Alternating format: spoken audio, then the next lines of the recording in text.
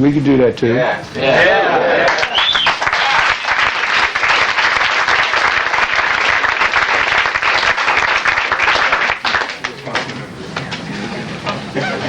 Oh, Brian. When you're writing music, do you write a melody first, or do you have a groove in mind and you put melody to that, or how do you go about writing? That's a tough question because music just it comes out of you. Usually, what I do, melody is usually the main thing. Groove is always the toughest to find a good rhythm for something. It's always tough. Melody usually is what comes out first, then form, and then you got to come up with some sort of a groove.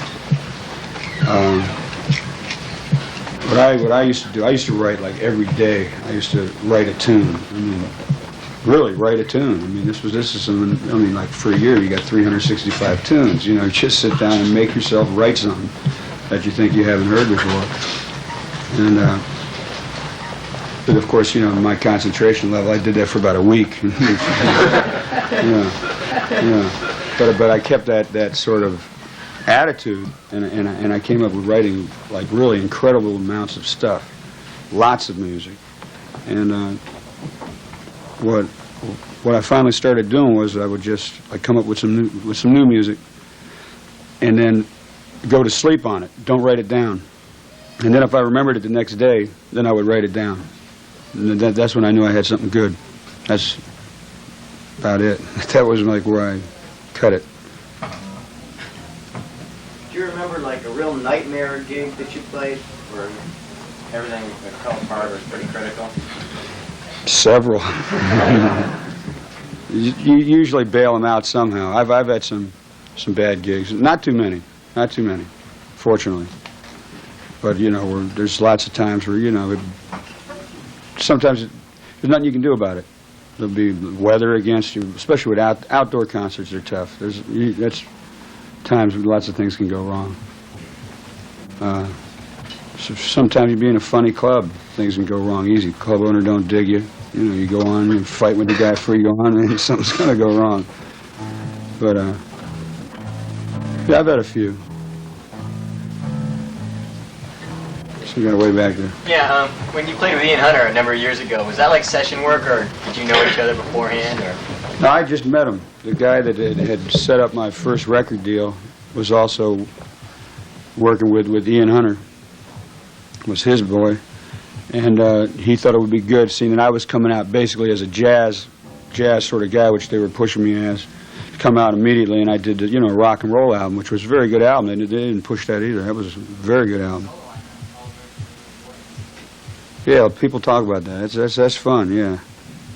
And that was a good album. I don't know what happened to it. I should have pushed it. Same old thing. But that was just that was management. The guy that had signed me to Epic Records also was managing Ian Hunter. That's how we got together. How have you done with management? Like, were there times early in your career when you or I get the shaft today. What are you talking about, man? Shit. Management and music just don't mix. Period. That's the end of that. Or do you have somebody who takes care of all your? Well, I've had like one person that worked with me that, he was a roadie of mine, and I just got him to start doing a business for me. I've never had a real manager. With Weather Report we had one. Wasn't. Of course, we split from them too. I mean, that's a weird thing to get into. Managers are managers. That's what they do. We're playing, and they really don't think about us too much. There's only a couple of really good ones out there. I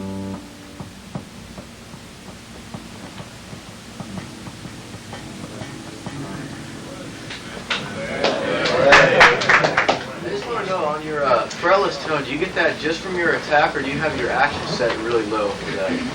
No, my action is not that low, as a matter of fact. It's sort of high. Not real high, but high enough to get good tone, My real instruments are over in New York right now, so it's not that easy to really show you all that much, But just medium, average. It's not real low. I can't play with the action real low because I play very hard. Might get a lot of buzz. Exactly. where are these guys at that can play?